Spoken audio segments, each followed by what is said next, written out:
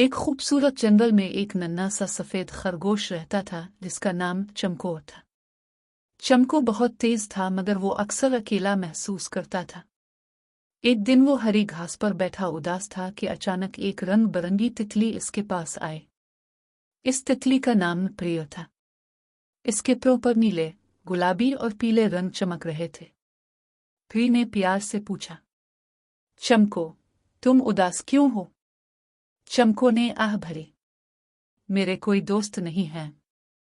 प्रिय मुस्कुराई और बोली, आज से मैं तुम्हारी दोस्त हूँ।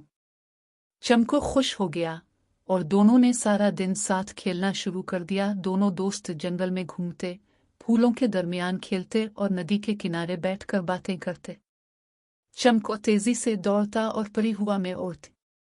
एक दिन अचानक तेज हवा चलने लगी और परी उड़ते उड़ते एक झाड़ी में फंस गई। बचाओ, बचाओ, परी चीखी। चमको फौरन दौड़कर आया और एहतियात से झाड़ी को हटाया और अपनी छोटी सी नाक से परी को आजाद करवाया। परी ने खुश होकर कहा, तुमने मेरी जान बचाई। चमको ने मुस्कुराकर कहा, दोस्त हमेशा एक दूसरे की मदद करते हैं। 3 दिन के बाद दोनों की दोस्ती और भी मजबूत हो गई।